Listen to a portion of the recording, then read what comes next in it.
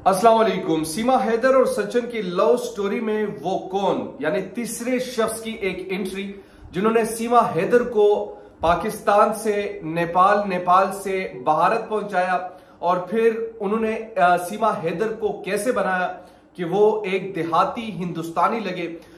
एक दिलचस्प रिपोर्ट भी सामने आ चुकी है और खुफिया रिपोर्ट में बड़े बड़े इंकशाफात भी हुए हैं कि इनके आने का मकसद यहां पर क्या है और ये एक प्री प्लान्ड है। भारत जो है पाकिस्तान को इसके खिलाफ किस तरीके से इस्तेमाल कर सकते हैं, वो इंटरनेशनली इस पर क्या एक्शन ले सकते हैं और ये पाकिस्तान के खिलाफ कैसे वो इस्तेमाल करेंगे।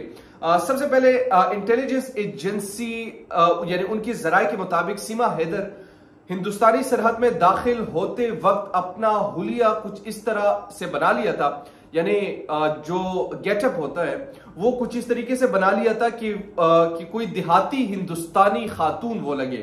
इस कदर ये बनाया गया था, ना कि बाहर से आने वाली खातून। इसमें मेकअप में पेशावराना अफराद की मदद ली गई, बाकायदा तौर पर जो मदद ली गई वो पेशावराना जो मेकअप आर्टिस्ट है उनकी मदद ली गई। सीमा हैदर केस की तहकीकात हो रही है। तफ्तीशी एजेंसियों को अहम मालूमात मिली हैं और मालूमात यह है कि सीमा सचिन के साथ किसी तीसरी शख्स की मदद से हिंदुस्तानी सरहद में दाखिल हुई थी। इंटेलिजेंस एजेंसी के जराये के मुताबिक सीमा हैदर ने हिंदुस्तानी सरहद में दाखिल होते वक्त अपना हुलिया कुछ इस तरीके से बनाया कि वो देहाती हिंदुस्तानी खातून लगे, ना कि बाहर से आने वाली खातून, और इसमें मेकअप में पेशावराना अफराद की मदद ली गई।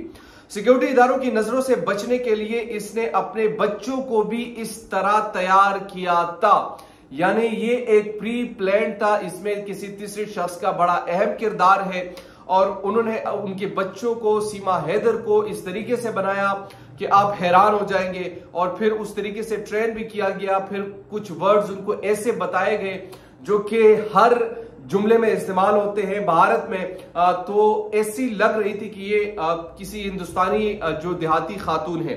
तफ्तीशी एजेंसियों के मुताबिक इस तरह का तरीकाकार ह्यूमन ट्रैफिकिंग यानी घरेलू मुलाजमा या जिस्म फरोशी रेट में शामिल खवातीन हिंदुस्तान नेपाल सरहद को उबूर करने के लिए इस्तेमाल करती हैं। इसके अलावा सीमा जिस जुबान में रवानी से बोल रही है, नेपाल में मौजूद पाकिस्तानी हैंडलर इन खवातीन को ऐसी ट्रेनिंग देते हैं जिन्हें नेपाल की सरहद उबूर करने के बाद गैर कानूनी सरगर्मियों के लिए हिंदुस्तान भेजा जाता है। अब ऐसे एजेंट भी हिंदुस्तानी इंटेलिजेंस और तफ्तीशी एजेंसियों के जिद में हैं जो इस तरीके की खुसूसी तैयारी के जरिए हिंदुस्तान में लोगों का गैर कानूनी तौर पर दाखिला करवाते हैं। बता दें कि सीमा हैदर तहकीकाती एजेंसियों के रेडार पर हैं।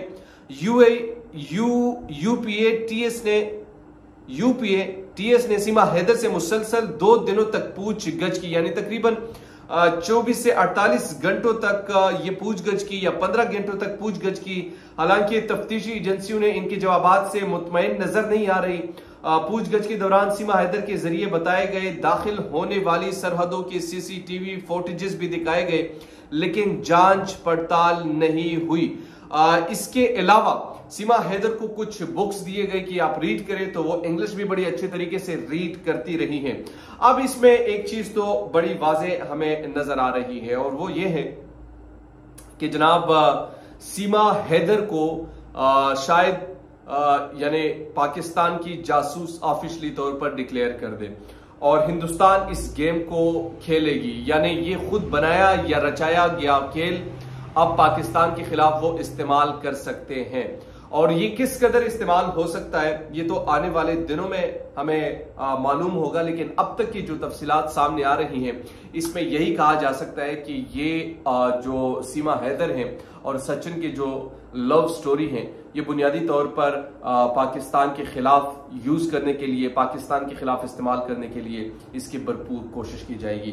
दीजिए नौमान खान को इजाजत। अल्लाह निगहबान।